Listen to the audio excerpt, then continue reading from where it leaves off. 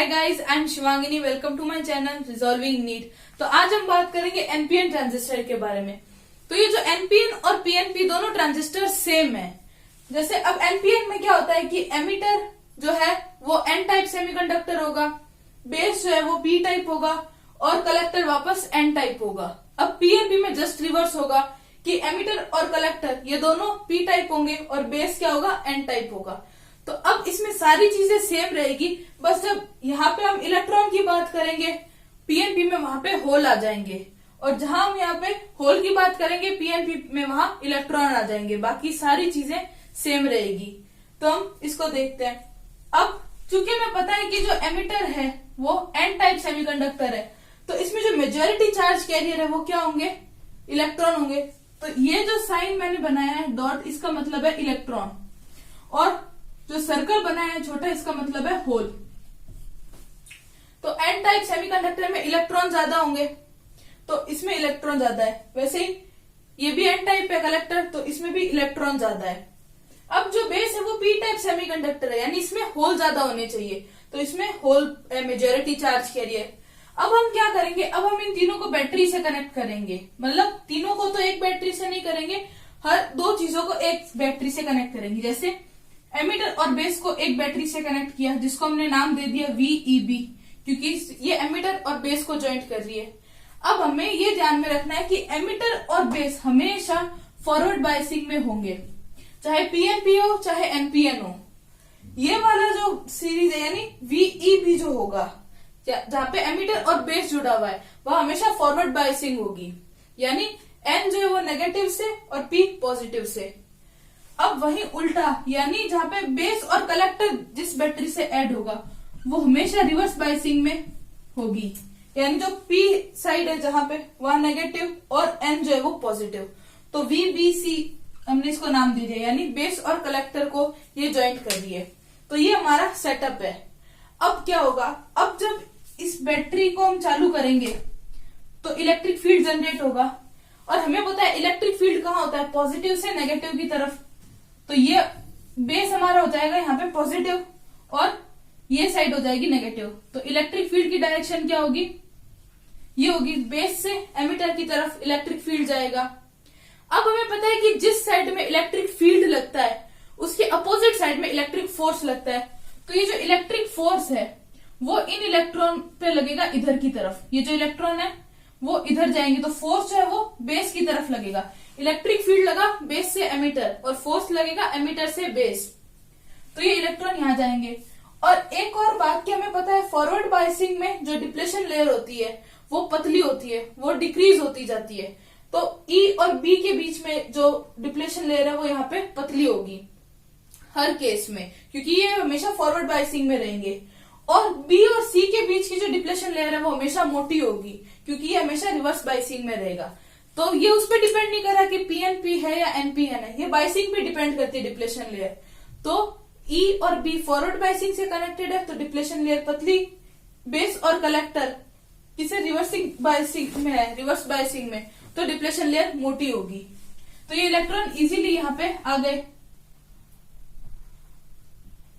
इस depletion layer को पार करके। अब बेस तक तो पहुंच गए, तो अब इसकी बारी। अब ये क्या है, चूंकि रिवर्स बायसिंग में जो डिप्लेशन लेयर मोटी है, तो 5% जो इलेक्ट्रॉन है वो वापस आ जाते हैं नीचे, यानी वापस इस बैटरी की तरफ आ जाएंगे, वो कलेक्टर में जाते ही नहीं है। तो 5% इलेक्ट्रॉन बाहर आ गए। 5% एक एक्सपेक्टेड वैल्यू है, जनरली बहुत कम अमाउंट में, लगभग 5% मानते हैं कि इतने इलेक्ट्रॉन बाहर आ गए। लेकिन उन्होंने सबसे बड़ी बेवकूफी करी, क्योंकि अब आगे क्या होगा ये कि यहाँ पे भी बैटरी कनेक्टेड है, तो इलेक्ट्रिक फील्ड होगा, उसकी डायरेक्शन कहाँ होगी, पॉजिटिव से नेगेटिव। अब ये साइड पॉजिटिव है और इधर नेगेटिव है, तो इलेक्ट्रिक फील्ड की डायरेक्शन ये होगी। अब इलेक्ट्रिक फील्ड की डायरेक्शन जब कलेक्टर से बेस की तरफ है, तो इलेक्ट्रिक फोर्स कहाँ लगेगा, बेस से कलेक्टर की तरफ।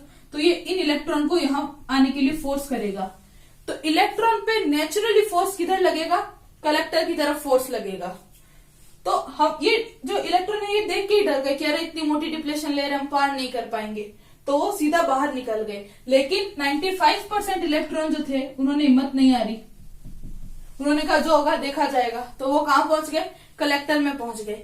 अब ये कलेक्टर में से बाहर निकलेंगे और इस बैटरी में आएंगे, और ये जो इलेक्ट्रॉन है ये 5% ये और 95% ये दोनों मिलके इस बैटरी में आएंगे और इलेक्ट्रॉन का फ्लो ऐसे चलता रहेगा। अब हमें पता है कि इलेक्ट्रॉन कहां जाता है? नेगेटिव से पॉजिटिव की तरफ जाता है, तो करंट उसकी उल्टी डायरेक्शन में फ्लो होगी। करंट हमेशा इलेक्ट्रॉन की अपोजिट डायरेक्शन में फ्लो होती है। तो अगर इलेक्ट्रॉन की डायरेक्शन ये है तो करंट इस तरफ जाएगी, यानी करंट ऐसे निकलेगी। तो ये जो बोल्ड एरो है ये करंट को शो कर रहा है और ये एरो इलेक्ट्रॉन को शो कर रहा है। तो करंट कहां आई? एमीटर से निकली इस बैटरी में, फिर आगे। अब ये वाली जो करंट है ये कहां से निकली है?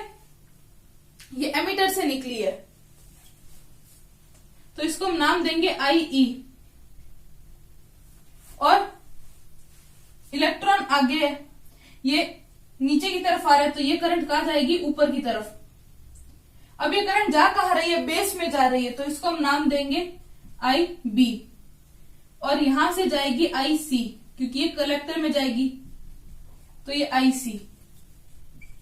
तो वैसे ही ये करंट का फ्लो ऐसे होगा, इलेक्ट्रॉन की जस्ट रिवर्स डायरेक्शन में। तो इलेक्ट्रॉन कैसे फ्लो हो रहा है? इस डायरेक्शन में फ्लो हो रहा है, यानी कलेक्टर से निकल रहे हैं और बेस से निकल रहे हैं, एमीटर में अंदर जा रहे हैं।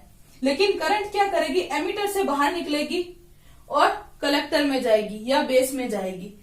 तो अगर हम इस पॉइंट को उठा के चले, ये वाला, यहां पे हम लगाएंगे किरचॉफ्स करंट लॉ। किरचॉफ का करंट लॉ क्या कहता है कि किसी भी पॉइंट पे जो इनकमिंग करंट है वो किसके बराबर होगी? आउटगोइंग करंट के, यानी करंट का ड्रॉप नहीं होगा। तो इससे हम बोल सकते हैं कि यहाँ पे आने वाली करंट कौन है? यानी इनपुट करंट है IE, वो किसके बराबर होगी? आउटगोइंग करंट यानी आउटपुट करंट के। तो आउटपुट करंट क्या है? IB और IC। तो IE किसके इक्वल होगा? IB और IC के, यानी ये जो एमिटर करंट है ये बेस करंट और कलेक्टर करंट इन दोनों के सम के इक्वल होगी। तो IE equals to IB plus IC। इस फॉर्मूले से बहुत सारे क्वेश्चन पूछे जाते हैं, वो भी हम आगे पार्ट्स में करेंगे। अब इस लॉजिक से अगर हम यहाँ पे देखें तो यहाँ पे कितने परसेंट इलेक्ट्रॉन थे? 5%। और यहां से जो इलेक्ट्रॉन आ रहा है वो कितने? 95%। तो मेजॉरिटी किसमें है? IC में मेजॉरिटी है। यानी अगर एक 5% इलेक्ट्रॉन कितनी करंट फ्लो करवाएंगे और एक 95% इलेक्ट्रॉन कितनी करंट फ्लो करवाएंगे, तो दोनों में बहुत डिफरेंस है। यानी जो IC है वो बहुत बड़ा है IB से।